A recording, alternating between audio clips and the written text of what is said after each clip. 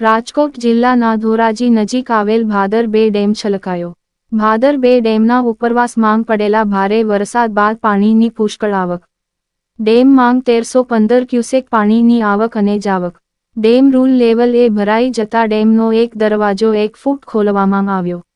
ધોરાજી ઉપલેટા માણાવદર કુતિયાણા અને પોરબંદર સુધીના ભાદર નદી કાંઠાના ગામોને એલર્ટ કરાયા। ધોરાજી ડેપ્યુટી કલેક્ટરની લોકોને નદીના પટમાં અવર જવર ના કરવા અપીલ।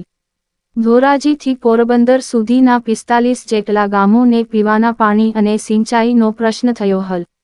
ભાદર બે ડેમ કાંઠા વિસ્તારના લોકોને સાયરન વગાડીને સાવચેત કરાયા। ભાદર ડેમમાંથી પાણી છોડવામાં આવતા ભાદર નદી બની ગાંડીતુર।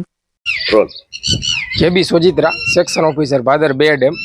આજ રોજ ભાદર બે ડેમની અંદર ઉપરવાસમાં વરસાદ હોવાથી આશરે 1314 ક્યુસેક જેટલું પાણીની આવક છે અને એની સામે આપણે 1314 ક્યુસેક એક દરવાજો ઓપન 1 ફૂટ ઓપન કરી અને પાસ કરવાનું આયોજન છે। તો નીચાણમાં આવતા ધોરાજી ઉપલેટા માણાવદર કુતિયાણા અને રાણાવાવ સહિતના તાલુકાઓના ગામડાઓને સાવચેત થવા માટે આથી એલર્ટ કરવામાં આવે છે।